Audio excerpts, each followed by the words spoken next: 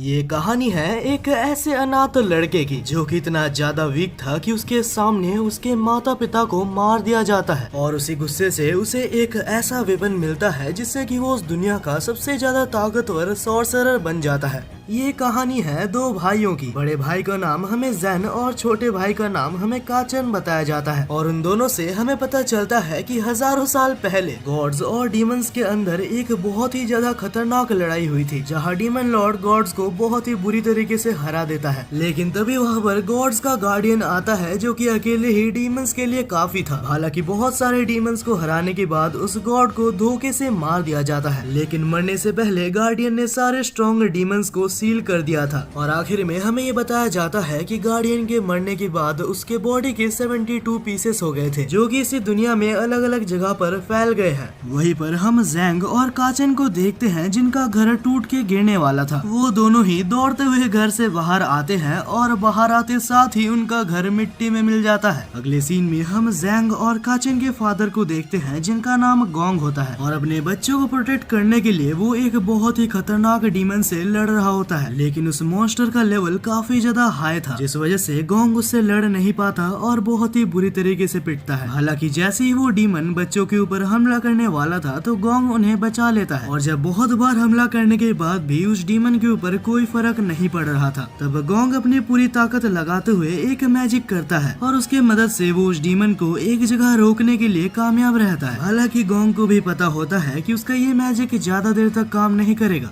और इसके बाद ही गोंग अपने बच्चों को लेके वहाँ से जितनी जल्दी हो सके उतनी जल्दी भागता है और रास्ते में वो जैंग से कहता है, बेटा मेरी बात ध्यान से सुनो, मैं इस मॉन्स्टर को ज्यादा देर तक नहीं रोक सकता। मेरा सबसे ज्यादा ताकतवर अटैक यानी कि 5 फिंगर प्रिजन भी इसको नहीं रोक पाया। अब इसके अगले सीन में हमें दिखाया जाता है कि गोंग अपने बच्चों को लेकर एक सीक्रेट केव में आया था जहां गोंग अपने हैंड साइंस के मदद से 2 स्वॉर्ड्स को निकालता है और इसके बाद जैसे ही गोंग और जैंग मिलके 2 स्वॉर्ड्स को निकालते हैं तब उसके अंदर से एक गोल्डन बॉक्स बाहर आता है और तब गोंग उस गोल्डन बॉक्स को जैंग को देते हुए कहता है, बेटा जैंग मैं तुम्हें आज एक रिस्पॉन्सिबिलिटी दे रहा हूँ, जब काचन बड़ा हो जाएगा तो ये गोल्डन बॉक्स उसको दे देना और इस बॉक्स को बहुत ही संभाल के रखना क्योंकि ये हजारों साल पुराना एक ट्रेजर है। लेकिन तभी अचानक से पूरी जमीन हिलने लगती है और इसका मतलब ये है कि डीमन फिर से आजाद हो चुका है। अब इसके बाद ही गोंग और उसके बच्चे भागते हुए एक केव के अंदर आते हैं। हालांकि गोंग ने उस केव के एंट्रेंस पर एक बैरियर को लगाया था। वहीं पर केव के अंदर हम एक पतला सा रास्ता देखते हैं और उस पतले से रास्ते के नीचे बहुत सारा लावा था। उनके आगे जाने का रास्ता पूरी तरीके से बंद हो चुका था और तभी अचानक से वो डीमन बैरियर को तोड़ते हुए गोंग को पकड़ लेता है, लेकिन अपनी आखिरी ताकत यूज करते हुए गोंग उस डीमन को अपने ट्रैप के अंदर फंसा लेता है और अब फाइनली गोंग उस डीमन को लावा के अंदर भेज देता है जिससे कि भले ही वो डीमन मारा जाता है लेकिन अभी तक उनके ऊपर मुसीबत बंद नहीं हुई थी क्योंकि इसके बाद ही हम देखते हैं कि एक फीमेल डीमन पीछे से आके गोंग के शरीर के अंदर से अपना हाथ को आर पार कर देती है। ये देखकर जैंग और काचन बहुत ही ज्यादा घबरा जाते हैं। हालांकि गोंग एक आखिरी टाइम के लिए मैजिक का यूज करते हुए उन दोनों को ही प्रोटेक्ट करता है और उन दोनों को ही टेलीपोर्ट करते हुए एक सेफ जगह पर पहुंचा देता है।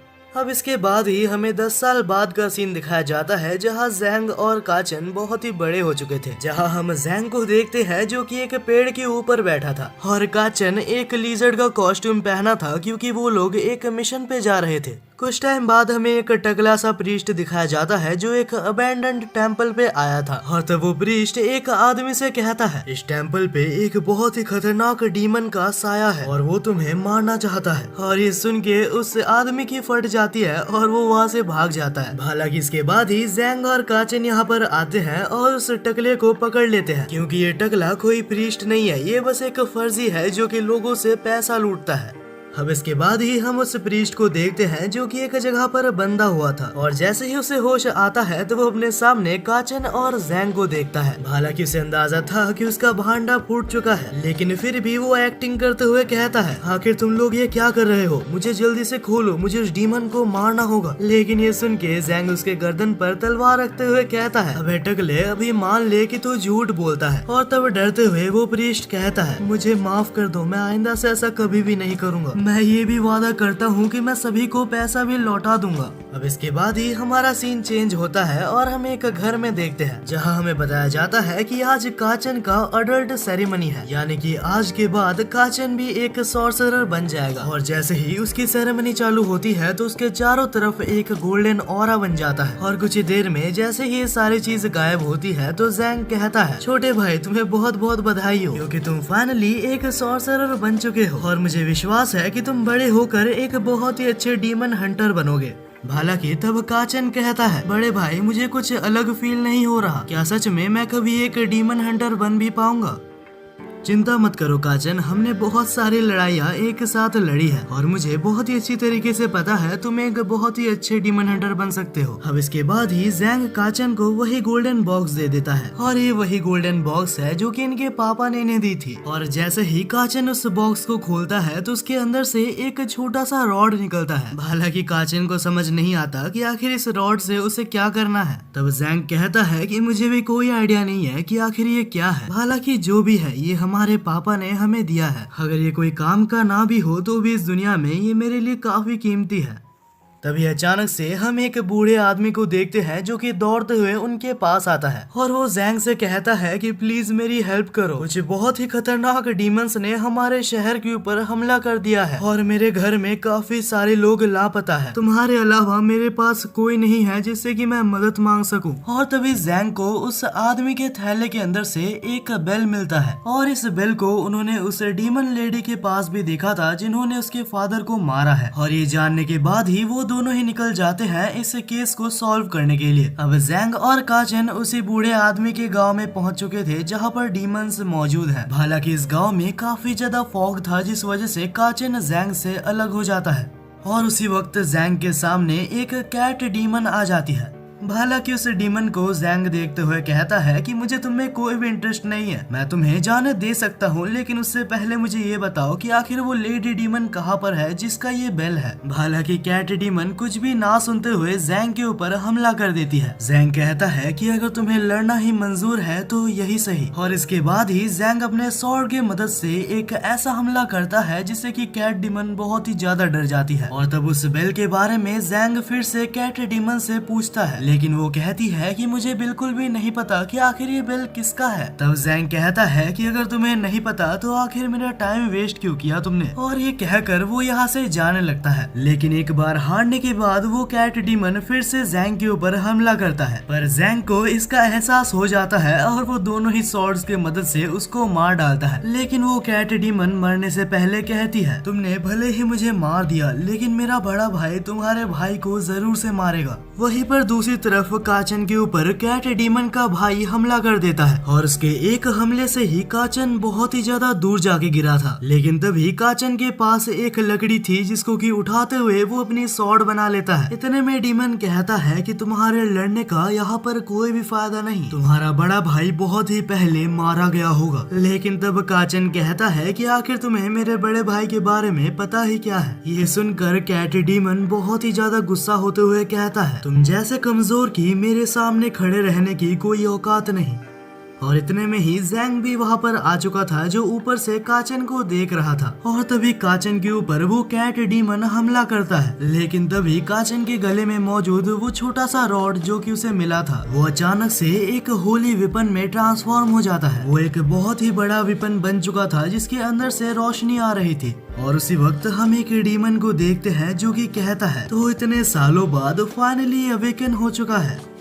वहीं पर हम जैंग को देखते हैं जो कि अपने छोटे भाई के इन पावर्स को देखकर काफी हैरान था। वहीं पर काचन के इतने खतरनाक हमले के बावजूद भी वो कैट डीमन अभी तक जिंदा होता है। और इतने में काचन भी वहीं पर बेहोश हो जाता है। अब इसके बाद ही जैंग नीचे आता है और उस बेल के बारे में डीमन से पूछता है। पहले तो वो डीमन कुछ भी नहीं बताता, लेकिन जैसे ही जैंग उस बेल को रिंग करता है तब वो कैट हिप्नोटाइज होते हुए कहता है, मुझे ये रिंग सुमीरे नाम के एक डीमन ने दिया था। तब जैंग पूछता है कि आखिर ये सुमीरे कौन है। तब कैट डीमन कहता है कि इस बारे में हमें कुछ भी नहीं पता। और आखिर में हमें ये पता चलता है कि सुमीरे सोल फ्रैगमेंट नाम के एक चीज को हासिल करना चाहती है।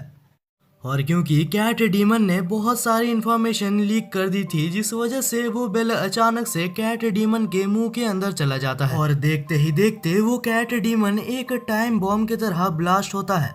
अब इसके कुछ टाइम बाद ही हमें दिखाया जाता है कि काचन को होश आता है और वहीं पर जैंग भी था। काचन के होश में आने के बाद जैंग कहता है कि तुम्हारी पहली लड़ाई काफी ज्यादा अच्छी थी। तभी अचानक से हम देखते हैं कि काचन के पास मौजूद होले वेपन फिर से छोटा हो जाता है। तब काचन जैंग के पास जाता है और कहता है, भैया सच कहूँ तो मुझे नहीं पता कि आखिर इस वेपन को मैं बड़ा कैसे करूँ। लेकिन दूसरी तरफ जैंग कैट डीमन के बारे में सोचना बंद नहीं कर पा रहा था। उसे समझ नहीं आता कि आखिर ये सोल फ्रेगमेंट क्या है। लेकिन तभी अचानक से काचन और जैंग के पीछे दो अननोन पर्सन आ जाते हैं, जो कि आने के बाद काचन के पास से उस होली वेपन को लेने की बात कर रहे थे। और इतने में जैंग भी अपने स्वॉर्ड को बाहर निकाल लेता है। हालांकि इस वक्त जैंग की हालत बिल्कुल भी सही नहीं थी। कल की फाइट की वजह से वो काफी ज्यादा इंजर्ड था।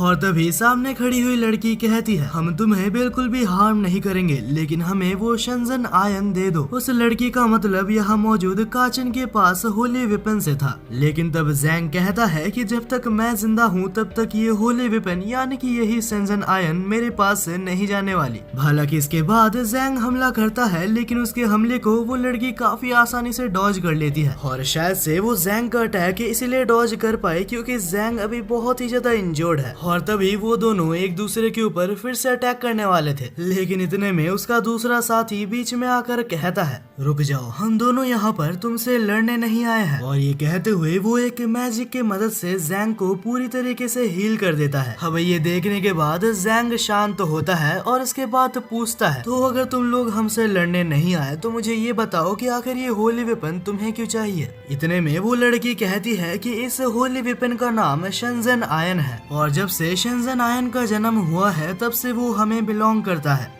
और इसके बाद ही दूसरा टीममेट कहता है कि ये वेपन एक बहुत ही स्ट्रॉन्ग वेपन है जो कि ऑफिशियली गॉड ऑफ वॉर को बिलोंग करता है। तब जैंग पूछता है कि आखिर तुम दोनों कौन हो। तब वो लड़का कहता है कि मुझे माफ करना, हमने तुम्हें पहले इंट्रोडक्शन नहीं दिया। देखो, जहाँ तक मेरी बात है तो मेरा नाम सारो है और इस लड़की का नाम जू है और हम दोनों फेरी क्लैन से बिलोंग करते हैं। और ये सब कहते हुए वो लड़की अपना मास्क उतार देती है। अब उसका शक्ल देखते हुए नहीं पता क्यों, लेकिन ये दोनों ही भाई काफी खुश हो रहे थे। वह तब सारो इस स्टोरी को आगे एक्सप्लेन करते हुए कहता है, बहुत सालों पहले जब डीमंस और गॉड्स की लड़ाई हुई थी तब गॉड्स के गार्डियन को धोखे से मार दिया गया था और उस गार्डियन के मरने के बाद उसके 72 पीसेस हो गए थे जो कि इस दुनिया में अलग अलग जगह पर फैल गए हैं। और अगर गॉड्स को हमें वापस से जिंदा करना है तो हमें उन 72 पीसेस को फिर से एक जगह लाना होगा और उस 72 पीसेस को एक जगह लाने के लिए इस शंजन आयन की जरूरत है, क्योंकि ये शंजन आयन उस गॉड गार्डियन का ही खुद का वेपन था। अब इस कहानी को बहुत ही अच्छे से सुनने के बाद जैंग कहता है, देखो तुम्हारी कहानी मुझे काफी अच्छी लगी, लेकिन आखिर मैं कैसे मान लूं कि तुम सच बोल रहे हो। सारो कहता है कि जैंग, तुम्हें हमारी बातों पे विश्वास करना ही होगा, क्योंकि इतने सालों से ये डिवाइन वेपन यानी कि ये शंजन आयन सो रहा था और गॉड ऑफ वॉर के हिसाब से जब भी ये शंजन आयन एक्टिवेट होता है तो उसका ऑरा बहुत ही ज्यादा होता है, यहाँ तक उसका इम्पैक्ट हेवन और हेल तक भी जाता है। यानी कि जब कल ये शंजन आयन एक्टिवेट हुआ था तो डीमंस और गॉड्स सभी को पता चल चुका है कि शंजन आयन एक्टिवेट हो चुका है और अगर ये शंजन आयन कोई गलत हाथों में चला गया तो डीमन लॉर्ड फिर से जिंदा हो सकता है और अगर गलती से भी ऐसा हो गया तो ये दुनिया तबाह हो जाएगी और तब इस दुनिया को बचाने के लिए कोई गॉड भी नहीं बचेगा। मगर इतना कुछ सुनने के बाद भी जैंग कहता है, देख भाई, मुझे तेरे बातों में बिल्कुल भी भरोसा नहीं आ रहा। इतने में जू कहती है कि आखिर तुम्हें समझ क्यों नहीं आता, अगर गलती से भी डीमन लॉर्ड पहले आजाद हो गया तो इस दुनिया को कोई भी नहीं बचा पाएगा। अब इतने में काचन सामने आता है और कहता है कि अगर सच में ये दुनिया को बचा सकता है तो मैं भरोसा करके ये तुम्हें देने के लिए तैयार हूँ। और तब काचन जैंग से कहता है कि मुझे माफ करना, ये हमारे फादर की आखिरी निशानी थी। हालांकि जैंग कहता है कि कोई बात नहीं, अगर ये तुम्हारा खुद का डिसीजन है तो मैं इसको रेस्पेक्ट करता हूँ। हालांकि अभी जैंग को उस लेडी डीमन को भी खोजना है जिसने उसके फादर को मारा था और अब ये सोचते हुए वो काचन को लेके वहाँ से निकलने वाला होता है। लेकिन इतने में जू पीछे से चिल्लाती है और कहती है कि आखिर मुझे बेवकूफ कैसे बनाया तुमने, ये होली वेपन यानी कि शेंजन आयन नकली है। हालांकि जब काचन वहाँ पर फिर से जाता है और उसको अपने हाथ में लेता है तो वो फिर से गोल्डन ग्लो करने लगता है, और जैसे ही जू उसको फिर से लेती है तो उसका चमक फिर से चला जाता है। अब ऐसा होने पे किसी को समझ नहीं आता कि आखिर क्या हो रहा है। वहीं पर बीच में सारो कहता है, मैं जो सोच रहा हूँ वो गलत हो सकता है, लेकिन मैंने एक जगह पर देखा था कि शेंजन आयन को जगाने के लिए एक प्योर हार्ट की जरूरत है, और जहाँ तक मुझे लगता है काचन का हार्ट पूरी तरीके से प्योर है, और इस वक्त काचन इस शेंजन आयन यानी कि होली वेपन का मास्टर बन चुका है। और क्योंकि बस काचन ही शेंजन आयन को एक्टिवेट कर सकता है तो उसे भी उनके साथ जाना होगा, यानी कि इसी वक्त से जैंग और काचन का एक और नया सफर चालू होता है। और इसके बाद ही सारो अपने मैजिक सर्कल को समन करते हुए एक शिप को समन करता है, जिसमें बैठकर वो लोग यहाँ से आराम से निकल जाते हैं। अब इसके कुछ देर बाद हमें शिप के अंदर का सीन दिखाया जाता है, जहाँ जैंग और काचन खाने बैठे थे, और इतना अच्छा खाना देखकर उनको अपने ऊपर कंट्रोल नहीं होता। तब जू चिल्लाते हुए कहती है कि क्या तुमने पहले कभी खाना नहीं खाया? तब जैंग कहता है कि अगर मैं अच्छे से खाना नहीं खाऊंगा तो मुझे भी तुम्हारे जैसे पिग का मास्क लगाना होगा। अब ये सुनने के बाद जू जैंग को हवा में उड़ा देती है। हालांकि अचानक से हमें बाहर एक लड़की को दिखाया जाता है जो कि अचानक से बेहोश हो जाती है, और जब शिप अपने सामने एक लड़की को देखता है तो वो रुक जाता है, और जैसे ही जैंग शिप से बाहर आता है तो वो उस लड़की को देखता है और उसके दौड़ते हुए जाता है। तुम्हें तो बहुत ही ज्यादा चोट लगी है, मुझे तुम्हारे लिए कुछ करना होगा। अब इसके बाद ही जैंग उसको उठाकर शिप के अंदर ले जाता है। फिर जैंग उसको ठीक करता है और उसे कुछ खाने पीने को देता है। तो मैडम कोल्ड ड्रिंक वगैरह चाहिए आपको? कहो तो बाहर चाय पे चल लेते हैं। तब जू चिल्लाते हुए कहती है कि उस लड़की के साथ फ्लर्ट करना बंद करो, और इसके बाद ही फिर से ये दोनों ही लड़ने लगते हैं। हालांकि ये दोनों लड़ रहे थे तब काचन उसके लिए पानी लेकर जाता है, और तब वो लड़की सारी चीजों को अच्छे से एक्सप्लेन करती है। मेरे पीछे बहुत ही ज्यादा खतरनाक गुंडे पड़ गए थे, नहीं पता क्यों, लेकिन वो मुझे मारना चाहते थे, और सच कहूँ तो मुझे नहीं लगा था कि आज मैं बच पाऊंगी, और अभी मुझे जल्द से जल्द डार्क वैली में पहुँचना होगा। तब जैंग खुश होते हुए कहता है कि तुम्हारी किस्मत काफी अच्छी है, क्योंकि इस वक्त हम भी वहीं पर जा रहे हैं सोल फ्रैगमेंट को खोजने के लिए। यहाँ तक कि काचन उसको होली वेपन भी सामने लाकर दिखा देता है। तभी जू चिल्लाते हुए कहती है कि ये सारी चीजें तुम्हें सीक्रेट रखनी है। हालांकि ये इन्फॉर्मेशन जानने के बाद वो लड़की बहुत ही अजीब तरीके से स्माइल कर रही थी, और तभी हम उस लड़की को देखते हैं जो कि कहती है, मुझे माफ करना, मैंने अपना नाम नहीं बताया, मेरा नाम जिंग है। और इसके बाद ही काफी रात हो चुकी थी तो वो लोग सोने के लिए चले जाते हैं। अब इसके अगले सीन में हम सभी को देखते हैं जो कि बहुत ही आराम से सो रहे थे, जहाँ जैंग घोड़े बेचकर सो रहा था और उसके साइड में काचन भी सो रहा था। और जब सभी लोग बहुत ही गहरी नींद में थे तब जैंग अपना हाथ आगे करती है और एक मैजिक के मदद से वो काचन के गले से उस शेंजन आयन को लेना चाहती थी। हालांकि सोते हुए ही काचन ने उस अटैक को डिफ्लेक्ट कर दिया था, और इससे पहले कि जैंग उसको फिर से ले पाती तभी अचानक से सारो वहाँ पर नंगा आ जाता है। ऑफ कोर्स वो नहाने के बाद गलत रूम में घुस गया था, और जैसे ही सारो को ये रियलाइज होता है तो वो वहाँ से चला जाता है। हालांकि जैंग काफी ज्यादा इरिटेट हो गई थी, वो कहती है कि आखिर मैं ये कहाँ पर फंस गई। वहीं पर जब अगली सुबह सबकी नींद खुलती है तो वो लोग बाहर आते हैं। जैंग कहता है कि अरे कल रात को तो मुझे काफी अच्छी नींद आई, और उठते साथ ही वो उस नई लड़की जैंग को खोजने लगता है। जैंग तो ये तक कहता है कि उसका प्रोटेक्शन करना मेरी तो जिम्मेदारी है, वरना उसे फिर से गुंडे परेशान कर सकते हैं। क्यों काचन, मैंने सही बोला ना? और तभी हम काचन को देखते हैं जो काफी ज्यादा परेशान लगता है। बड़े भैया, मुझे लगता है कि वो शेंजन आयन मेरे पास नहीं है। वहीं पर हमें कुछ दिनों पहले का सीन दिखाया जाता है जहां पर जिंग और उसकी छोटी बहन एक केव में कैद थे। तभी उस केव का बॉस कहता है कि अगर तुम शेंजन आयन मेरे को ला दे सकती हो तो मैं तुम्हारी छोटी बहन को आजाद कर दूंगा। और हमें ये भी बताया जाता है कि जेंग इस दुनिया की सबसे माहिर थेफ्ट है। लेकिन तब जेंग ये कहती है कि शेंजन आयन और कुछ नहीं, बस एक मिथ है, ऐसा कुछ इस दुनिया में एग्जिस्ट नहीं करता। हालांकि वो डीमन कहता है कि बहुत सालों बाद शेंजन आयन फाइनली एक्टिवेट हो चुका है, और अगर तुम्हें अपनी छोटी बहन को जिंदा और सही सलामत चाहिए चाहिए तो तुम्हें वो करना होगा जो मैं तुम्हें कहता हूँ, वरना तुम तो जानती ही हो कि हम उसके साथ क्या क्या कर सकते हैं। तब जेंग कहती है कि उसे हाथ लगाने की हिम्मत भी मत करना, तुम जो कहोगे मैं वो करने के लिए तैयार हूँ। वहीं पर प्रेजेंट में हम देखते हैं कि सभी लोग शेंजन आयन को खोजने के लिए निकल चुके थे। हालांकि सारो अपने डिवाइस में शेंजन आयन की लोकेशन को ट्रेस कर सकता था और उसको देखते हुए वो लोग एक गुफा के सामने आ जाते हैं जहां शेंजन आयन मौजूद है। हमें ये भी पता चलता है कि इस केव का नाम स्पाइडर वेब केव है, जहां एक बार कोई अंदर जाता है तो वो कभी भी बाहर नहीं निकलता। हालांकि होली वेपन को खोजने के लिए उन्हें इस केव के अंदर जाना होगा। अब यहाँ से सीन बदलता है और हम केव के अंदर देखते हैं जहाँ जेंग ने उस होली वेपन को उस डीमन को दे दिया था और वादा के मुताबिक उसकी छोटी बहन भी आजाद हो चुकी थी और वो रोते हुए कहती है कि मुझे माफ करना, ये सारी ही गलती मेरी है। हालांकि जेंग उसको चुप करवाती है और वो दोनों वहाँ से निकलने वाले थे, लेकिन मुझे लगा ही था कि डीमंस कभी ईमानदार नहीं हो सकते, क्योंकि वो डीमन का बॉस उसे रोक लेता है और कहता है मैंने ये वादा किया था कि मैं तुम्हारी छोटी बहन को जाने दूंगा, लेकिन मैंने ये कभी भी नहीं कहा कि मैं तुम्हें जाने दूंगा।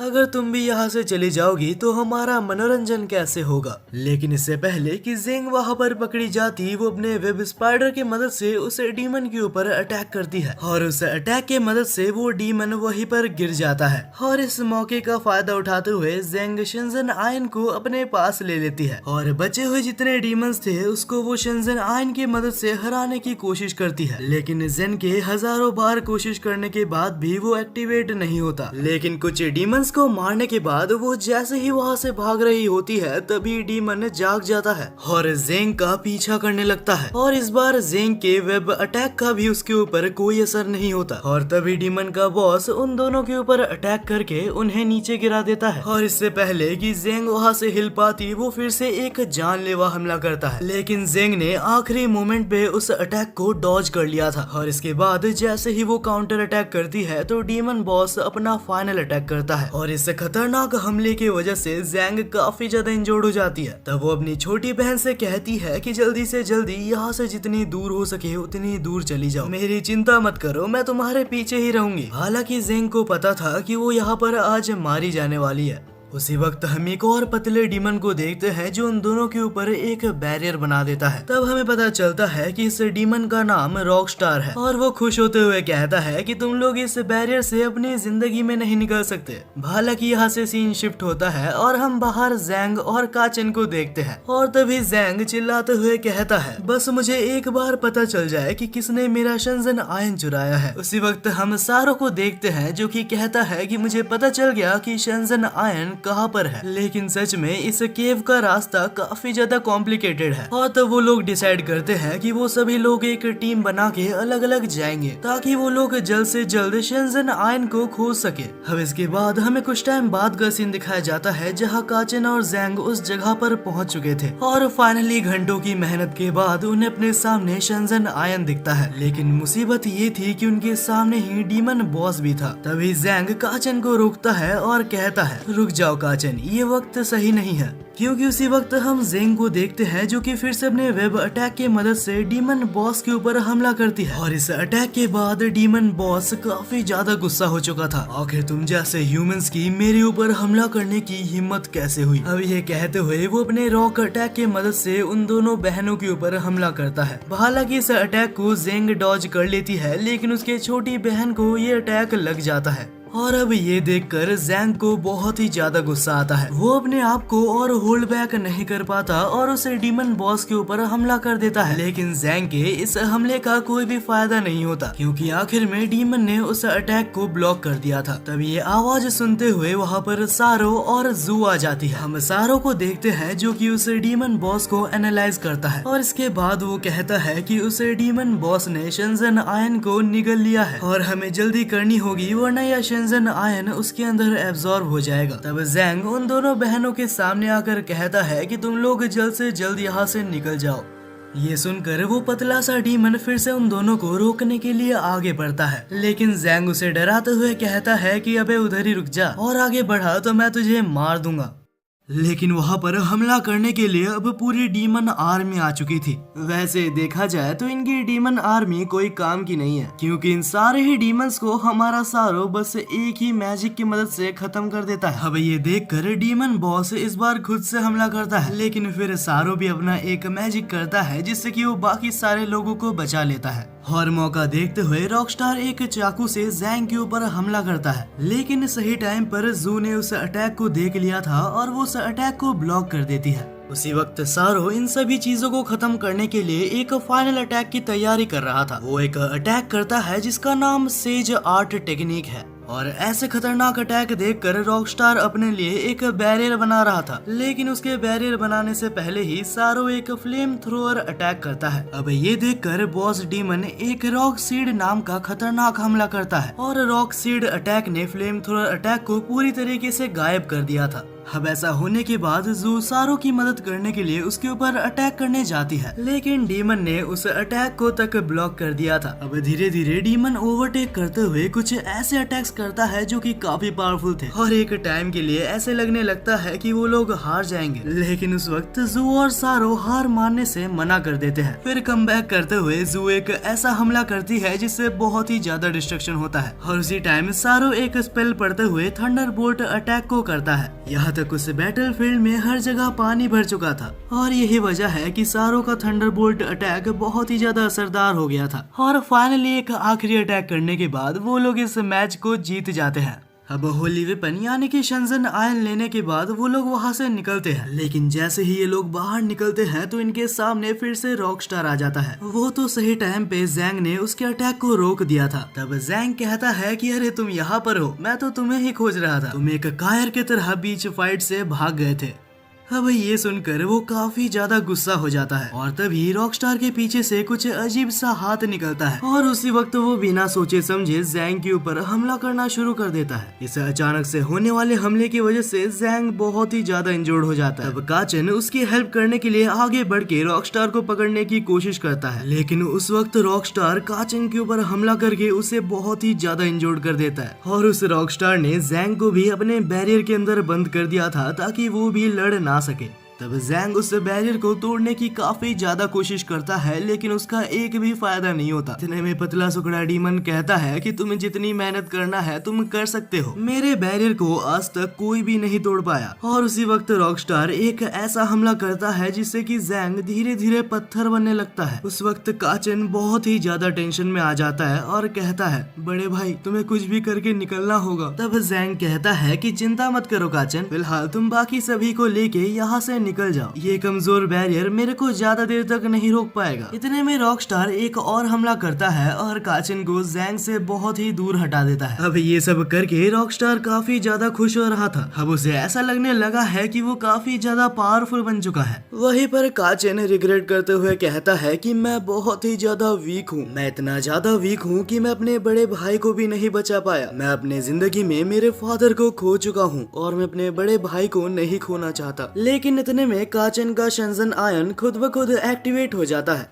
और जैसे ही काचन उस शंजन आयन को पकड़ता है तो वो फिर से एक बड़े रॉड में तब्दील हो जाता है। शंजन आयन से आने वाली एनर्जी इतनी ज्यादा खतरनाक थी कि वो बैरियर तक टूट जाता है, लेकिन इससे पहले काचन कुछ कर पाता रॉकस्टार उसको एक लात मारता है और उसे दूर हटा देता है, और शंजन आयन को अपने पास लेते हुए कहता है कि बस अब ये मेरे कंट्रोल में आ चुका है और अब मैं इतना ज्यादा ताकतवर बन जाऊंगा कि कोई मुझे नहीं हरा पाएगा। लेकिन रॉकस्टार का ऑरा प्लस होने से पहले ही माइनस में चला जाता है। अरे अभी तो ये रॉड बढ़ा हुआ था, अचानक से ये फिर से नॉर्मल कैसे हो गया? और इसी मौके का फायदा उठाते हुए जैंग अपने वेपन की मदद से रॉकस्टार का हाथ ही काट देता है, और इसके बाद ही इन दोनों के अंदर एक बहुत ही खतरनाक लड़ाई फिर से चालू हो जाती है। लेकिन इस बार जैंग सीरियस था और उसको हराना लगभग नामुमकिन था। जैंग अपनी एजिलिटी बूस्ट करता है और रॉकस्टार को एक ही सेकंड के अंदर मार डालता है। हालांकि इतने खतरनाक अटैक के बाद भी रॉकस्टार पूरी तरीके से नहीं मरा था। तभी अचानक से हमें रॉकस्टार के अंदर कहीं एक आदमी दिखाया जाता है, और तब रॉकस्टार हंसते हुए कहता है कि तुम्हारी ऑरा और तुम्हारे स्किल्स पूरी तरीके से उसकी तरह है। बहुत टाइम पहले हमें डबल सॉर्ड मास्टर को मारने का ऑर्डर मिला था, और अब इससे पहले कि रॉकस्टार कुछ और कह पाता वो खुद ही मारा जाता है, और उसके मरने के बाद उसके अंदर से हमें एक सोल फ्रैगमेंट मिलता है। अब इसके अगले सीन में हम सभी को बस के अंदर देखते हैं जहाँ सारो भी अपने मैजिक के मदद से जिंग को हील नहीं कर पाता।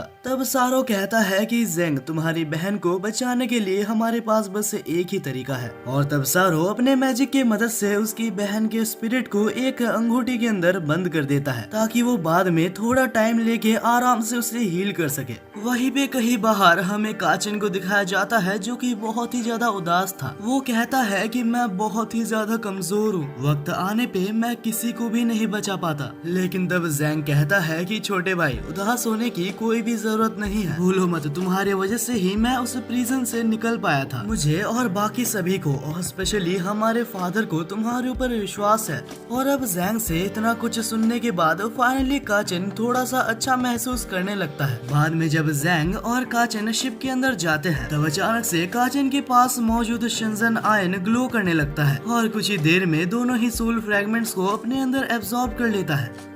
अब हालांकि सोल फ्रैगमेंट एब्जॉर्ब हो चुका था लेकिन इसके साइड इफेक्ट्स दिखना चालू हो गए थे क्योंकि इस वक्त काचिन को बहुत ही जोर का फीवर आया हुआ था। तब सारो आता है और कहता है मुझे लगा था कि ऐसा कुछ हो सकता है। और उसी वक्त अपने रूम से जिंग बाहर आती है और उसने बहुत ही छोटे कपड़े पहने थे। तभी जू चिल्लाते हुए कहती है कि अगर तुम्हारे पास कपड़े नहीं है तो खरीद लो। अब मुझे नहीं पता कि ये रूल्स है या फिर जू को जलन हो रही है, तो कमेंट करके जरूर बताना। अब अगले सीन में हम सभी को एक स्टोर में देखते हैं जहाँ ये लोग कपड़े खरीदने आए थे और नहीं पता क्यों लेकिन इस ओनर को देख के मुझे इसके इरादे ठीक नहीं लग रहे। अब इसके बाद जिंग अपने लिए कपड़े देखना चालू कर देती है। वहीं पर जू काचिन के लिए उस ओनर से शंजो बीन मांगती है और इस बीन को खाने के बाद काचिन का फीवर बहुत हद तक नीचे आ जाता है। और तब जैंग के पूछने पे ओनर कहता है कि ये कुछ स्पेशल टाइप की शंजो बीन होती है। ये बीन्स काफी ज्यादा हेल्दी होती है और इनसे बहुत ही जल्दी रिकवर हुआ जा सकता है। हालांकि जब जैंग उसे खरीदने जाता है तो उसकी प्राइस 2 बिलियन येन बताता है, जो सुनकर जैसे जैंग आगे आया था वैसे ही पीछे चला जाता है और उसे 100 लैंग्वेजेस में गरीब घोषित कर दिया जाता है। लेकिन जैंग की जगह सारो उन सारे ही पिल्स को खरीदता है। तब जू चिल्लाते हुए कहती है कि आखिर यहाँ पर इतनी ज्यादा गर्मी क्यों है। तब ओनर कहता है कि इस शहर को फायर सिटी क्लाउड के नाम से जाना जाता है। जब बहुत सालों पहले गॉड्स और डीमंस के बीच में आखिरी फाइट हुई थी तब यहाँ पर एक बहुत ही खतरनाक मीटियोर गिरा था जो कि बहुत ही ज्यादा गर्म था और उसी दिन के बाद से यहाँ का क्लाइमेट पूरी तरीके से चेंज हो चुका है। यहाँ तक इस शहर के ऊपर एक कर्ज भी लग चुका है क्योंकि इस शहर में एक डीमन रहता है जिसका नाम फायर क्लाउड है। और फिर कुछ देर बाद हमें ये भी पता चलता है कि जिस जगह मीटियोर गिरा है उस जगह एक और सोल फ्रैगमेंट मौजूद है। अब काचिन और जेंग को छोड़ के बाकी सारे ही लोग उस सोल फ्रैगमेंट को इकट्ठा करने निकल जाते हैं।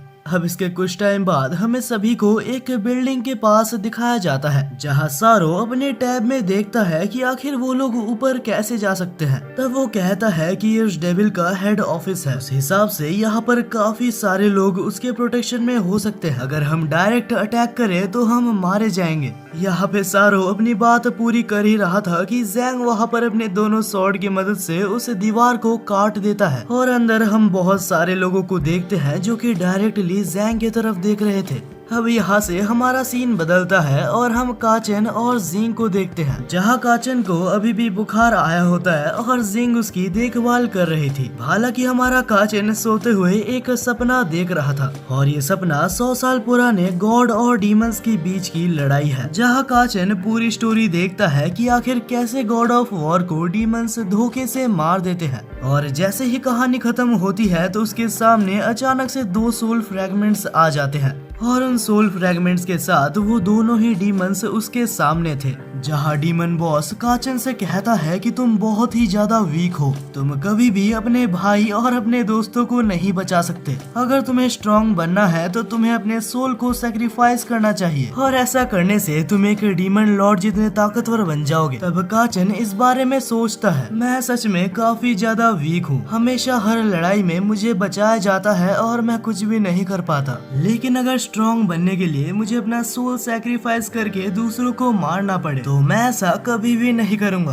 और बस इतना कहते साथ ही उसका शिनजन आयन फिर से ग्लो करने लगता है और उसी वक्त शिनजन आयन के अंदर से एक आवाज आती है, तुमने इस टेस्ट को पार कर लिया है और मैं आज से तुम्हारा होता हूँ। तुम्हारी और मेरी सोल आज से एक है।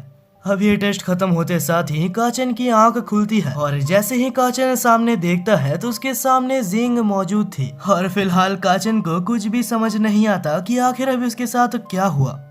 अब यहाँ से हमारा सीन चेंज होता है और हम बाकी सभी को देखते हैं जहाँ सारो और जू ने लगभग सारे लोगों को हरा दिया था और आखिर में जितने लोग बचे होते हैं उसको जैंग हरा देता है। अब यहाँ मौजूद सारे लोगों को हराने के बाद वो लोग जैसे ही आगे बढ़ के एक हॉल में आते हैं तब जैंग को सामने एक लड़की की फोटो दिखाई देती है। वहीं पे जैंग उस फोटो को देख के कुछ सोच रहा था कि सामने अचानक से एक आदमी आ जाता है और अचानक से उसे देखकर जैंग उससे पूछता है कि क्या तुम फायर क्लाउड डीमन हो। लेकिन ये सुनने के बाद वो आदमी कुछ भी नहीं कहता और तब वो जैंग से पूछता है कि आखिर तुम लोग अंदर कैसे आए। बस इतना सुनते साथ ही जैंग उसके ऊपर हमला करना शुरू कर देता है, लेकिन जैंग के हमले का उसके ऊपर कोई भी असर नहीं होता और वो अपने फायर मैजिक की मदद से उसे दूर हटा देता है और फिर कहता है कि तुम तो एक डीमन हंटर हो, आखिर तुम्हारा यहाँ पर क्या काम है। अच्छा मैं समझ गया, तो तुम्हें मेरे अंदर मौजूद सोल फ्रैगमेंट चाहिए, लेकिन उसे लेने के लिए तुम्हें मुझे हराना होगा। और ये कहते हुए वो जैंग के ऊपर हमला कर देता है। हालांकि जैंग उसका हमला रोकने में कामयाब होता है, लेकिन जैंग इस हमले को ज्यादा देर तक नहीं रोक पाता और इसके बाद वो बंदा कहता है कि मैं अपने गोल के काफी ज्यादा करीब हूँ, मुझे अपने गोल तक पहुँचने के लिए और 2 फेरीज का ब्लड चाहिए और मेरी किस्मत इतनी अच्छी है कि मेरे सामने 2 फेरीज मौजूद है। बस एक बार तुम दोनों मेरे हाथ में आ जाओ, उसके बाद मैं एक ऐसे फॉरबिडन आर्ट का इस्तेमाल कर सकता हूँ और तब मैं इतना ज्यादा ताकतवर बन जाऊंगा कि मुझे कोई भी नहीं हरा सकता। अब इसके बाद ही ये लोग काफी देर तक फाइट करते हैं लेकिन जीत नहीं पाते। उसी वक्त जैंग सारो और जू से कहता है इसे तुम दोनों का ब्लड चाहिए और हम ऐसा होने नहीं दे सकते, तो तुम दोनों प्लीज मेरी बात मानो और यहाँ से निकल जाओ, मैं इसे अकेले संभाल सकता हूँ। अब अपने दोस्त के ऊपर भरोसा करते हुए सारो और जू वहाँ से निकल जाते हैं। अब उस टेम्पल के बाहर हमें एक फर्नेस दिखाया जाता है जो कि कुछ ही देर में ब्लास्ट होने वाला था और अगर वो ब्लास्ट होता है तो पूरा शहर कुछ चंद सेकंड्स के अंदर जल जाएगा। वहीं पे हम फायर क्लाउड और जैंग को देखते हैं जो कि अभी तक लड़ रहे थे और यहाँ तक जैंग फायर क्लाउड डेविल के सारे अटैक्स को डॉज भी कर रहा था और बस एक ही मौका मिलते हुए जैंग उसको पूरी तरीके से काट देता है। लेकिन फायर क्लाउड इतनी जल्दी नहीं मरने वाला था क्योंकि जैंग ने जिस चीज को काटा था वो बस फायर क्लाउड की एक परछाई थी। वहीं पे डेविल जैंग के ऊपर हमला करते हुए कहता है मैं तुम्हें यहाँ पर जिंदा छोड़ सकता हूँ, लेकिन उसके बदले तुम अपने दोनों फेरी दोस्तों को यहाँ ला के दो। और अपने दोस्तों के बारे में ऐसा सुनकर वो बहुत ही ज्यादा गुस्से में उसके ऊपर हमला करने आगे बढ़ता है, लेकिन इतने में फायर क्लाउड डेविल उसे एक मुक्का मार के बेहोश कर देता है और उसके बाद कहता है कि तुमसे लड़के मुझे काफी मजा आया, लेकिन अभी तुम मरने वाले हो। और जैसे ही वो जैंग को मारने वाला था तो तभी वहाँ पर सारो और जुआ के उससे बचा लेते हैं, लेकिन सारो के डिफेंस मैजिक करने के बावजूद डेविल का पावर इतना ज्यादा था जिस वजह से सारो के गले पे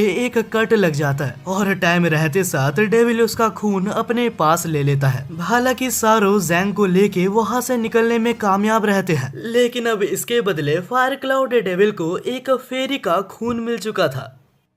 अब इसके बाद ही फायर क्लाउड डेविल उस खून को लेके रिचुअल चालू करता है। तब वो सारो के ब्लड से वहाँ पर कुछ लिखता है और उसकी इस प्रोसेस को कंप्लीट करते साथ वहाँ पर एक मैजिकल सर्कल आ जाता है। और अब ये सब करने के बाद फाइनली फायर क्लाउड डेविल ने उस जुजुत्सु को एक्टिवेट कर दिया था। अब यह काम खत्म करने के बाद फायर क्लाउड डेविल बाहर उस इन्फर्नो के पास जाता है और उसके पास पहुंच के वो कहता है फाइनली मेरे इतने सालों का इंतजार आज खत्म होने वाला है। और इसके बाद जैसे ही वो फॉरबिडन स्पेल का यूज करता है तो कुछ भी नहीं होता। अब इतनी मेहनत करने के बाद जब कुछ भी नहीं होता तो ये देख के उसे बहुत गुस्सा आता है। यहाँ तक इस फॉरबिडन स्पेल का यूज करने पे ये शहर पूरी तरीके से बर्बाद हो चुका था।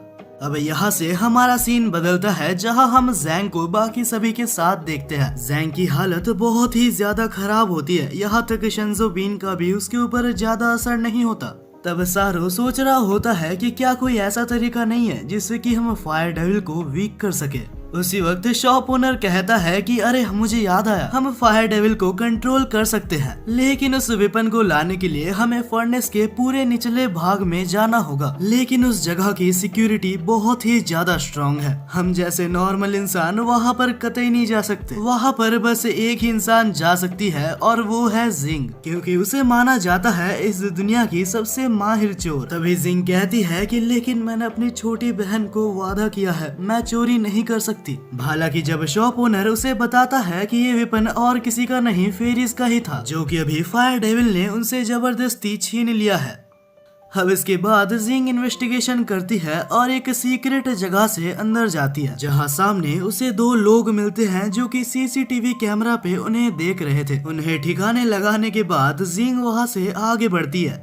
अब जैसे ही जिंग थोड़ा सा आगे बढ़ती है तो सामने उसे फायर क्लाउड की सेक्रेटरी दिखती है, यानी कि फायर क्लाउड के बारे में सारी इन्फॉर्मेशन इसके पास ही होगी। तभी अचानक से जिंग उसके गले पे हाथ रख के कहती है, अगर तुम्हें जिंदा रहना है तो मुझे बता दो कि आखिर वो सीक्रेट वेपन कहाँ पे है। तभी सेक्रेटरी कहती है, अरे अरे एक सेकंड रुक जाओ यार, मेरे पास है वो चाबी, अगर तुम मुझे जाने दोगी तो मैं तुम्हें वो लाके दे सकती हूँ। उसी वक्त जिंग की नजर कोने में रखे एक पर्स की तरफ जाती है और उसका फायदा उठाकर सेक्रेटरी उसके ऊपर हमला करना चालू कर देती है। लेकिन जिंग भी सबसे माहिर चोर एक रीजन के वजह से है, कुछ ही चंद सेकंड्स के अंदर वो उसे फिर से फंसा देती है और इस बार जिंग अपने टैलेंट्स को दिखाते हुए कुछ ऐसा ब्लैकमेल करती है जिससे कि उसे पासवर्ड बताना पड़ता है।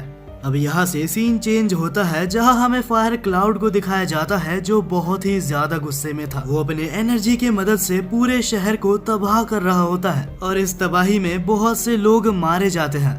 जहाँ सारो और जू उसे रोकने के लिए शेल्टर से बाहर जाते हैं और काचन अपने शंजन आयन की तरफ देखते हुए सोचता है कि क्या अभी भी मैं कुछ नहीं कर पाऊंगा। तभी हम सेक्रेटरी को देखते हैं जो कहती है, हालांकि तुमने मेरे से चाबी ले ली, लेकिन वहाँ हर कदम पे मौत तुम्हारा इंतजार कर रही है। इसके बाद ही जिंग वहाँ पहुँच चुकी थी जहाँ वेपन मौजूद है, लेकिन वहाँ पहुँचने के बाद उसकी एक गलती की वजह से एक रोबोट वहाँ पर समन हो जाता है।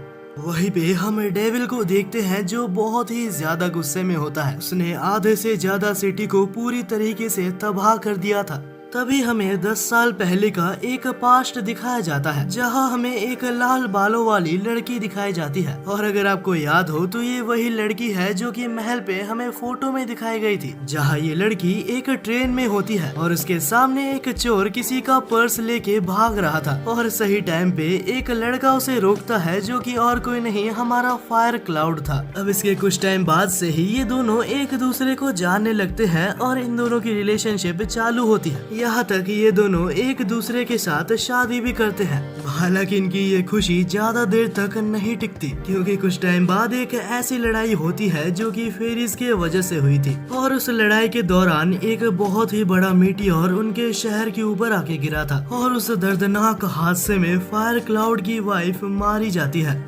अब यहाँ से सीन बदलता है और हम सारो और जू को देखते हैं, जिसके सामने फायर क्लाउड डेविल था जो कि बहुत ही ज्यादा गुस्से में था। तुम्हारी वजह से, बस तुम्हारी वजह से आज मेरी फैमिली मेरे पास नहीं है और इसका बदला मैं तुमसे जरूर लेके रहूंगा। अब ये कहकर वो एक ऐसा फायर अटैक करता है जो कि सारो तक नहीं रोक पाता, लेकिन सारो और जू को डिफेंड करते हुए वहाँ पर अचानक से शंजन आयन आ जाता है, यानी कि हमारा काचन बैटल फील्ड में आ चुका था। और तब काचन कहता है कि प्लीज इस लड़ाई को बंद कर दो, वरना ये सिटी फिर से बर्बाद हो जाएगा जैसे 100 साल पहले हुआ था। अब ये सुन के फायर क्लाउड डेविल रोने लगता है। उसे वो सारे पल याद आने लगते हैं जब उसकी वाइफ उसके सामने मारी गई थी।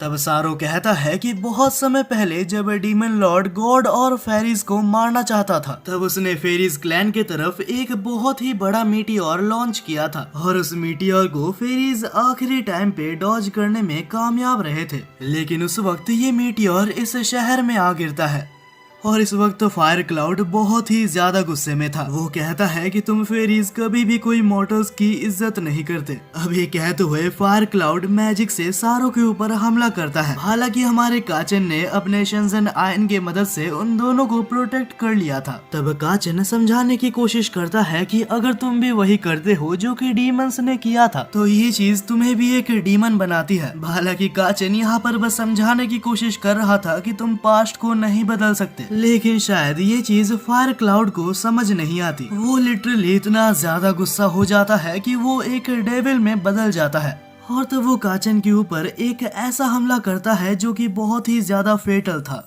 अब यहाँ से सीन बदलता है और हम जिंग को देखते हैं जिसने रोबोट को हरा दिया था और इसके बाद ही वो कोर के तरफ जाती है जहाँ वो उस वेपन को लेने की कोशिश करती है। हालांकि बहुत कोशिश करने के बाद भी वो उसे ले नहीं पाती।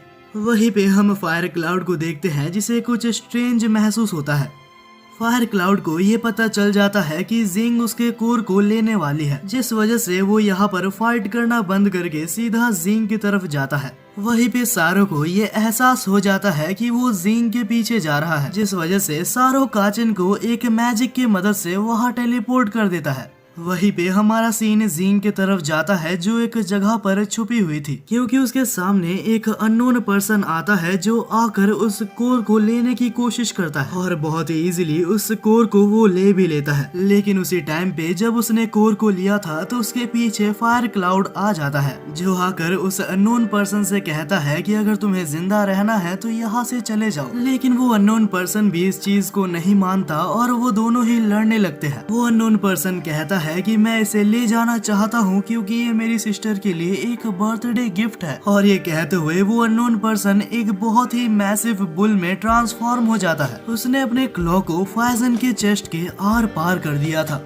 और अब इसके बाद फाइजन मरने के कगार पे था। फाइजन के अंदर से सोल फ्रैगमेंट बाहर आता है जिसे वो अननोन पर्सन अपने पास रख लेता है। अब जैसे ही वो अननोन पर्सन उस कोर को और सोल फ्रैगमेंट को लेके वहाँ से फरार होने वाला था, लेकिन वो देखता है कि उसके ऊपर एक और मीटियोर इस शहर के ऊपर गिरने वाला है। अब वो यहाँ से निकलने वाला ही था कि तभी अचानक से यहाँ पर काचन आ जाता है जो अपने शिनजन आयन की मदद से उस बॉक्स को उसके पास से ले लेता है। हालांकि जैसे ही काचन के साथ वो लड़ने के लिए उस शिनजन आयन को पकड़ता है तो शिनजन आयन उस अननोन पर्सन के अंदर से उसकी लाइफ एनर्जी ड्रेन करने लगता है और क्योंकि लाइफ एनर्जी ड्रेन हो रही थी तो उस अननोन पर्सन को अपना हाथ काटना पड़ता है। अब इसके बाद एक मिस्टीरियस बॉल की मदद से वो अपने आप को वहाँ से टेलीपोर्ट कर लेता है।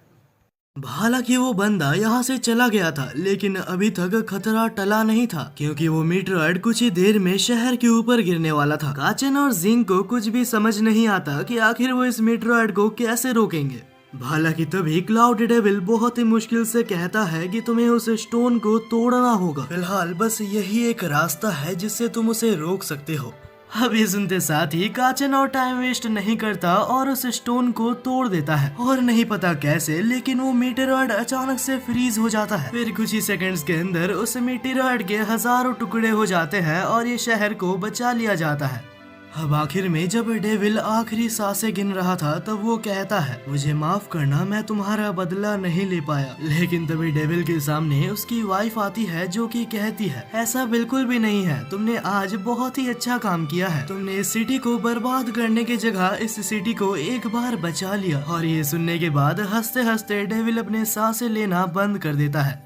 अब फाइनली ये सब यहाँ पर खत्म होता है और ये लोग यहाँ से निकलते हैं, जहाँ हम जैंग को देखते हैं जो अपने छोटे भाई की कहानी को सुन के बहुत ही ज्यादा प्राउड कर रहा था। हालांकि तब जिंग कहती है कि तुम अभी तक पूरी तरीके से रिकवर नहीं हुए हो। अब ये सुन के हमारा ठरकी लौंडा उसी के गोद पे सो जाता है। उसी वक्त हम सारो को देखते हैं जो एक बहुत ही गहरी सोच में डूबा हुआ था। अचानक से उनकी शिप एक जगह पर खराब हो जाती है और उन्हें ना चाहते हुए एक टाउन में उतरना पड़ता है, जहाँ सारो शिप को चेक करने के लिए उसके तरफ जाता है। लेकिन जैंग और काचन को कुछ भी समझ नहीं आता। वो शू से पूछते हैं कि आखिर सारो इतना स्ट्रेंज बिहेव क्यों कर रहा है। तब शो रिवील करती है कि ये जगह सारो के पास्ट से जुड़ा हुआ है, कुछ ऐसे बैड मेमोरीज जो उसके माइनिंग के टाइम पे बनी थी। लेकिन इसके आगे शो कुछ भी नहीं कहती क्योंकि वो सारो को एक्सपोज नहीं करना चाहती। हालांकि जेंग और काचन को लगता है उसे सारो को मोटिवेट करना चाहिए, जिस वजह से वो लोग सारो के पास जाते हैं और उसकी हेल्प करने की कोशिश करते हैं।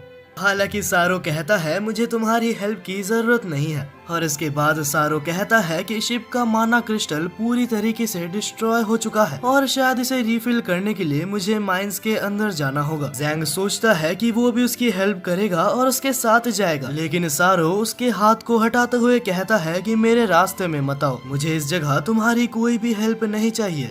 तब हमें सारो का पास्ट बताया जाता है जहां पर वो अपने पहली टीम के साथ ऐसे ही एक माइंस में गया था और उसके टीममेट्स में से एक टीममेट के पास एक हेलमेट था जो प्रेजेंट में अभी सारो को मिला था। वहीं पे हम काचन को देखते हैं जो कहता है कि अभी तक सारो वापस नहीं आया। रिप्लाई देते हुए जैंग कहता है कि शायद हमें चिंता करने की कोई जरूरत नहीं है, अगर कुछ बुरा होता है तो सारो वहाँ से भाग सकता है। हालांकि तब जू कहती है कि तुम दोनों का मुंह बंद रखो, तुम दोनों को कोई आइडिया नहीं है कि सारो किस चीज से गुजर रहा है। वहीं पे जैसे सारो माइंस के पास आ रहा था तो उसे अपने पार्टी मेंबर्स की याद आ रही थी। अब एक फ्लैशबैक में हमें पास्ट दिखाया जाता है जहां सारे पार्टी मेंबर्स माइंस के अंदर जाते हैं। हालांकि जैसे जैसे माइंस को इन्वेस्टिगेट करते हुए वो लोग अंदर जाते हैं तो उन्हें एक सीक्रेट रास्ता दिखता है। तब सारो अपने टैब में चेक करता है और उसके बाद कहता है कि उधर बहुत से मॉन्स्टर्स हो सकते हैं। वहीं पे सारो के टीममेट्स को कुछ अजीब लग रहा था। वो लोग सारो से कहते हैं कि माइंस के नीचे और खतरनाक एनिमीज हो सकते हैं, अगर कोई ऐसा मॉन्स्टर मिला जो कि हमारे रेंज के बाहर हो तो हम खतरे में आ सकते हैं।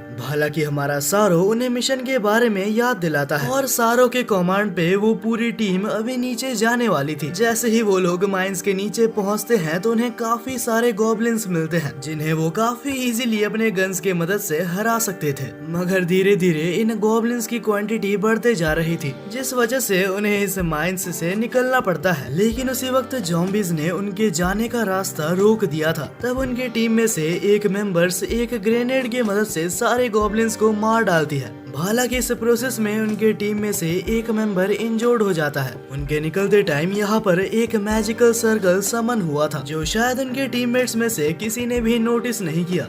अब इसके बाद वो सारे ही लोग एक सेफ स्पॉट पे आ जाते हैं जहां वो लोग HQ को सारी चीजें बताते हैं और उनसे बैकअप की डिमांड करते हैं। हालांकि अचानक से उनके कैंप के पीछे एक मॉन्स्टर आ जाता है। इस मॉन्स्टर को कॉर्प्स रीपिंग बीस्ट के नाम से जाना जाता था। वहीं पे प्रेजेंट में जैंग कहता है कि मैं इस बीस्ट को जानता हूँ, ये एक ऐसा बीस्ट है जो कि कॉर्प्स को खाता है और इतना ज्यादा स्ट्रॉन्ग है कि इमॉर्टल्स को भी इससे खतरा है। तब शू कहती है कि ऐसे खतरनाक मॉन्स्टर्स डार्क रेल्म में ही रहते हैं और किसी को भी ये अंदाजा नहीं था कि आखिर वो माइंस में क्या कर रहा था। वहीं पे हम प्रेजेंट में सारो को देखते हैं जो अपने शिप के लिए कुछ मैजिकल क्रिस्टल्स इकट्ठा कर रहा था। हालांकि वो नोटिस करता है कि वो एक मैजिकल क्रिस्टल के ऊपर खड़ा है और तब सारो को रियलाइज होता है कि ये मैजिकल सर्कल डार्क रेल्म से जुड़ा हुआ है, बस किसी इमॉर्टल के ब्लड से ही इस चीज को खोला जा सकता है। तब उसे समझ आता है कि आखिर कैसे ये चीज उस दिन उसके कैंप तक आ गई थी। हालांकि इस वक्त सारो के सामने एक बहुत ही बड़ी प्रॉब्लम है। सारो इस बीस्ट से अपने आप को लड़ने के लिए तैयार करता है, ये सोचते हुए कि इससे पहले इस बीस्ट ने उसके सारे पार्टी मेंबर्स को मार दिया था। बावजूद सारो ने सबको हील करने की कोशिश की थी लेकिन इसका कोई भी फायदा नहीं हुआ और आखिर में एक टीममेट ने अपनी लाइफ को सैक्रिफाइस करते हुए सारो की जान बचाई थी। वहीं पे सारो को अपने टीममेट्स की एक विजन आती है जहां सारो अपने टीममेट्स के पास रोते हुए उनसे माफी मांगता है। हालांकि उसके टीममेट्स उससे कहते हैं कि तुम अभी हार नहीं मान सकते, हमारे लिए तुम्हें इन मॉन्स्टर्स को यहाँ आने से रोकना होगा। और इसके बाद जैसे ही सारो की आंखें खुलती है तो अपने सामने काचन को देखता है जहां उसके सारे दोस्त सारो को प्रोटेक्ट करने के लिए उस बीस्ट से लड़ रहे थे। हालांकि उनके एक भी अटैक का उस बीस्ट के ऊपर कोई असर नहीं होता। तब सारो काचन से कहता है कि प्लीज तुम सभी को अपने बैरियर के मदद से डिफेंड करना। काचन सारो को रोकते हुए पूछता है कि क्या तुम अपने आप को सैक्रिफाइस करने का सोच रहे हो। सारो कहता है कि मैं अपने और दोस्तों को खो नहीं सकता। ये कहते हुए सारो चल के उस बीस्ट के सामने आता है और वो अपने आप को वहाँ पर सैक्रिफाइस करने वाला था, लेकिन आखिरी मौके पे काचन उसे रोकता है और अपने शिनजन आयन के पावर्स को यूज करते हुए वहाँ पर एक बहुत ही बड़ा हमला करता है, जिससे कि वो माइन पूरी तरीके से डिस्ट्रॉय हो जाता है और वहाँ पर सनलाइट आने लगती है। और जैसे ही सनलाइट उस बीस्ट के ऊपर गिरती है तो वो मारा जाता है। और आज काचन की वजह से इस ग्रुप में सारे लोग जिंदा थे। आखिर में सारो जाने से पहले अपने फॉर्मर कॉमरेड्स को शुक्रिया अदा करता है, हमेशा उसके ऊपर भरोसा और उसका साथ ना छोड़ने के लिए। अब इसके बाद ये लोग अपनी जर्नी कंटिन्यू करते हुए आगे बढ़ते हैं, जहाँ कुछ देर बाद वो लोग एक ऐसे रिवर के पास पहुंच चुके थे जो सारी इंजरीज को हील कर सकता है। हालांकि तब जिंग पूछती है कि सच में अगर ये रिवर इतना ही ज्यादा रेयर है तो फिर इस रिवर के पास बहुत से लोग होने चाहिए थे। तब जू कहती है कि जब बहुत सालों पहले सारो के टीम मेंबर्स को डीमंस ने मार दिया था, तब सारे गाँव वालों को ऐसा लगा कि यहाँ डीमंस अटैक करने वाले हैं, जिस वजह से यहाँ पर रहने वाले सारे लोगों ने इस गाँव को छोड़ दिया। अब इसके अगले सीन में हम जैंग और काचन को उसी रिवर में नहाते हुए देखते हैं, जहां काचन नोटिस करता है कि जैंग के सारे इंजरीज हील हो रहे थे।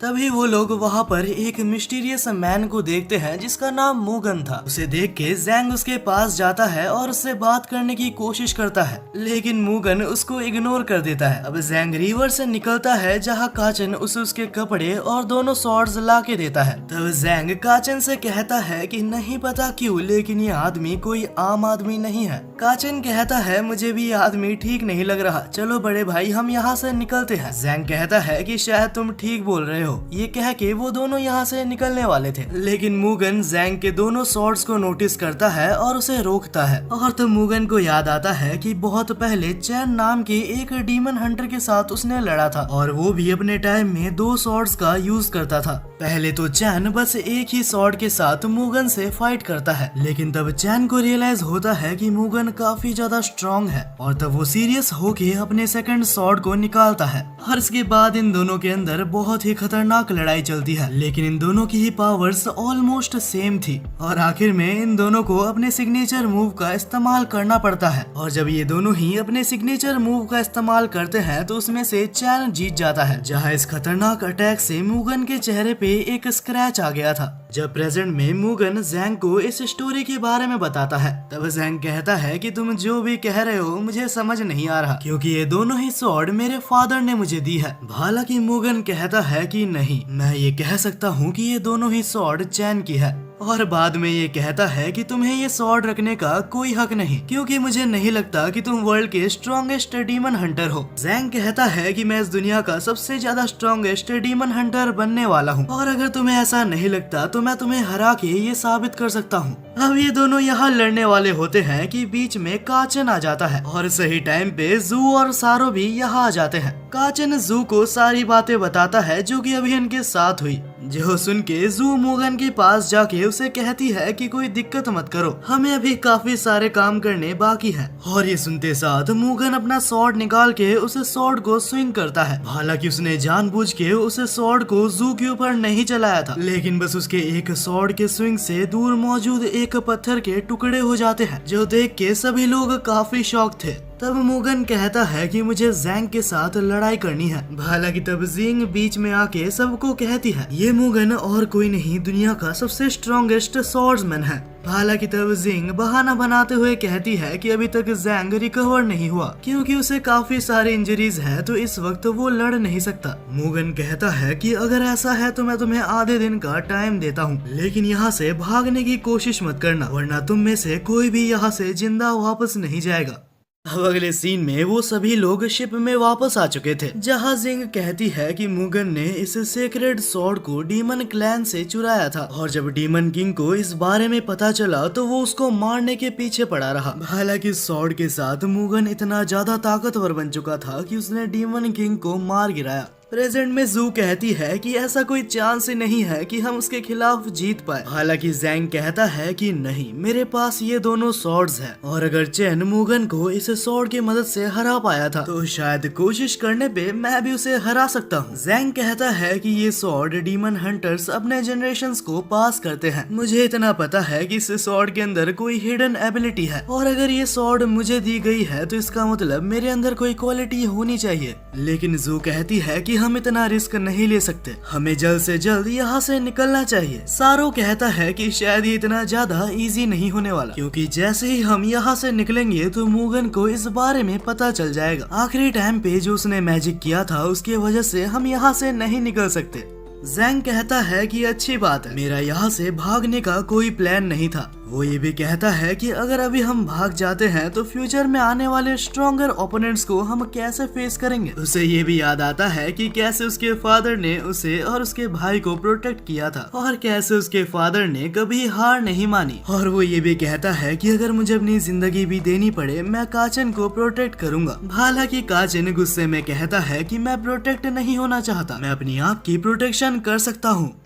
अगले सीन में हम जैंग को देखते हैं जो रिवर में अपने आप को हील कर रहा था। कुछ ही देर में वहाँ पे जिंग भी आती है जो जैंग से कुछ कहना चाहती थी। सबसे पहले वो जैंग को थैंक्स कहती है इतना कुछ करने के लिए। तब उसकी नजर जैंग के बैक पे कुछ स्कार्स पे जाती है। उसे रियलाइज होता है कि बचपन से ही जैंग काचन को प्रोटेक्ट करता आ रहा है। तब वो जैंग से कहती है कि काचन तुम्हें खोने से डरता है, यहाँ तक मैं भी अपनी बहन के ना होने से अभी तक रिकवर नहीं कर पाई हूँ और मैं बिल्कुल नहीं चाहती कि तुम भी उसी फीलिंग को फेस करो। और आखिर में उसे मरने से मना करती है। अगली सुबह जैंग पूरी तरीके से रिकवर हो चुका था, जहाँ सारो एक मैजिक से उसकी स्पीड को बूस्ट करता है और जिंग उसे एक व्हाइट स्पाइडर आर्मर देती है जो काफी ज्यादा स्ट्रॉन्ग है। आखिर में जैंग काचन से कहता है कि मेरा ओपोनेंट काफी ज्यादा स्ट्रॉन्ग है, तो ऐसा हो सकता है कि आखिर में मैं मारा जाऊं। लेकिन वो ये भी एक्सप्लेन करता है कि मैं हार नहीं मान सकता। आखिर में कहता है कि अगर हम अपने फियर को करेज में बदल सके तो हम कुछ भी कर सकते हैं। तभी एक फ्लैशबैक में हम छोटे जैंग को देखते हैं जो डबल सॉर्ड्स की तरफ देख रहा था। तभी उसके फादर वहाँ आके कहते हैं सिर्फ चुने हुए डीमन हंटर्स ही इस सॉर्ड को चला सकते हैं, यहाँ तक मैं भी इस सॉर्ड को नहीं चला सकता। जैंग तब कहता है कि मुझे भी एक दिन इस सॉर्ड को चलाना है। वापस प्रेजेंट में जैंग मुगन के ऊपर अटैक करने की कोशिश करता है, लेकिन मुगन अपने सॉर्ड की मदद से उसे पीछे ढकेल देता है। इसके बाद मुगन जैंग के ऊपर अटैक करता है। हालांकि आर्मर ने जैंग को बचा लिया था, लेकिन दूसरे अटैक से जैंग को उसका आर्मर भी नहीं बचा पाता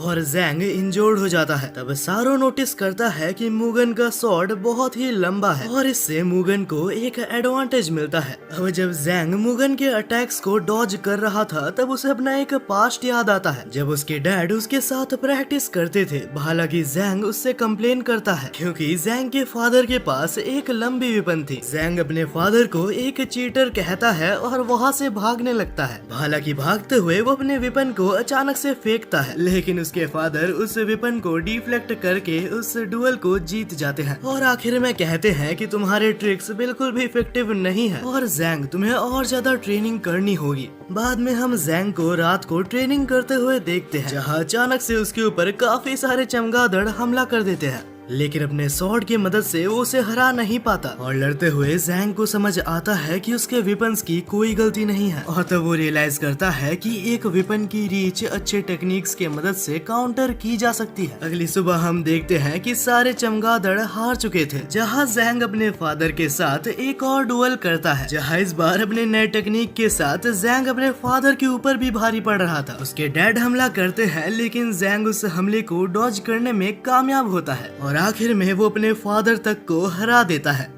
प्रेजेंट में मुगन और जैंग की फाइटिंग कंटिन्यू होती है, जहां जैंग दोनों के डिस्टेंस को क्लोज करते हुए पास जाता है। वो दोनों एक दूसरे के ऊपर कंटिन्यूअसली हमला करते रहते हैं, जहां मुगन के सारे अटैक्स को जैंग डॉज कर रहा था। यहाँ तक एक अटैक की मदद से मुगन बहुत ही दूर जाके गिरता है। एक सेकंड के लिए ऐसा लगता है कि जैंग जीत गया, लेकिन फिर मुगन उठ के कहता है कि शायद मुझे सीरियस होना पड़ेगा। तभी मुगन एक ऐसा हमला करता है जिससे उसके स्वॉर्ड के चारों तरफ एक ब्लैक एनर्जी गैदर होती है। यहाँ तक उसके हमले के वजह से जैंग के आर्मर के ऊपर काफी डैमेज आता है, जो देख के जिंग कहती है कि अगर बार बार वहीं पे हमला हुआ तो शायद आर्मर टूट जाएगा। और ये बात मुगन को भी पता थी, जिस वजह से वो वहीं पे हमला करता है और इवेंचुअली वो आर्मर कमजोर होके टूट जाता है। जैंग कहता है कि तुम काफी ज्यादा स्ट्रॉन्ग हो और शायद ही मैं आज तुम्हें हरा सकता हूँ। हालांकि जैंग और मुगन की फाइट काफी देर तक चलती है। जैंग हार नहीं मानता क्योंकि उसे पता है उसे अपने भाई को बचाना है। हालांकि मुगन उसे बहुत ही खतरनाक तरीके से मारता है और कहता है कि तुम बस फाइट करके अपने आप को मारना चाहते हो और तुम चैन के लेवल तक कभी भी नहीं पहुंच सकते। अगर तुम अपने आप को ही नहीं बचा सकते तो आखिर अपने छोटे भाई को क्या ही बचाओगे। लेकिन ज़ैंग को ऐसा लगता है कि अपनी जान दे के भी अगर मैं किसी और को बचा पाऊँ तो मुझे चलेगा। तभी ज़ैंग के एक और फ्लैशबैक में हमें दिखाया जाता है कि वो एक बेयर से लड़ रहा था, लेकिन उससे लड़ते वक्त वो इंजर्ड हो गया था और जैसे ही उसका ब्लड उसके स्वॉर्ड तक जाता है तो एक बहुत ही मिस्टीरियस पावर अनलॉक होता है और स्पेशल एबिलिटी के साथ वो इतना ज्यादा ताकतवर बनता है कि लिटरली उसे कोई नहीं हरा सकता। हालांकि सही टाइम पे उसके फादर उसे रोकने में कामयाब रहते हैं क्योंकि ये पावर बहुत ही ज्यादा खतरनाक है और इसे यूज करने से बॉडी को उसकी कीमत चुकानी पड़ती है। यहाँ तक इस पावर को यूज करने से उसकी जान भी जा सकती है। वहीं पे प्रेजेंट में ज़ैंग डिसाइड करता है कि वो उस पावर का यूज करेगा। वो अपने हाथों को काट के उस ब्लड को स्वॉर्ड तक जैसे ही लेता है तो मिस्टीरियस पावर एक्टिवेट होती है। मुगन इस अटैक को देखते साथ पहचान जाता है कि इस अटैक का नाम ब्लड सैक्रिफाइस है। वहीं पे ज़ैंग बस एक ही अटैक से मुगन को बहुत इंजर्ड कर देता है और उसे मारने के बाद जैसे ही हम ज़ैंग को देखते हैं तो उसकी आईज रेड ग्लो कर रही थी और वो बिल्कुल ही एक डीमन की तरह दिख रहा था। सो गाइस यार, आज की वीडियो हम यहीं पे खत्म करते हैं। मुझे पता है ये एक बहुत ही बड़ा क्लिफ हैंगर पे मैंने आपको छोड़ दिया, लेकिन यार अगर आपको इसका पार्ट 2 चाहिए तो जरूर से कमेंट करो। और एक बहुत